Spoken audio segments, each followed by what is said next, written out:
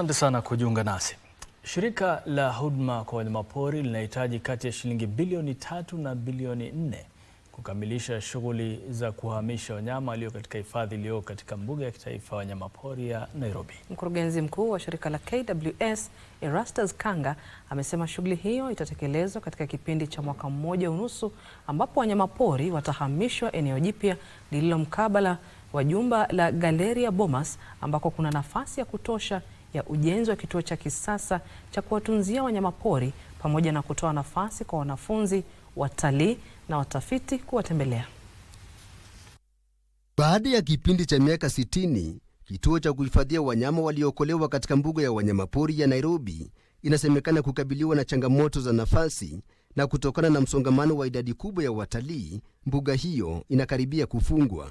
Mkurugenzi mkuu wa shirika la kuhifadhi wanyamapori hapa nchini, Profesa Erastus Kanga, amesema wanyama katika mbuga hiyo watahamishiwa kwenye eneo jingine jipya ambalo kwa kiasi kikubwa lina makao wazi yenye miti michache ya kiasili na litatoa nafasi ya kutosha kwa vifaa vya kisasa vya shughuli ya uokoaji wa wanyamapori. We actually started ground clearance then because we wanted to know the actual measurements. You know, there is a drawing on the papers and getting on the ground. We've done some bit of clearance that is on the grasslands. So we are hoping that by end of next year, August next year, the facility should be up and running.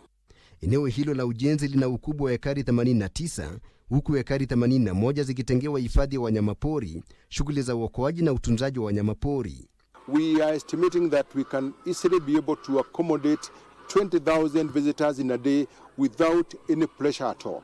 Mbuga hiyo mpya pia itakuwa na kituo cha kisasa cha kutibia wanyamapori pamoja na upanuzi wa vituo vya uokoaji na utunzaji wa wanyamapori. What we have here is an opportunity for our veterinary teams, for our para-veterinary teams to come and train.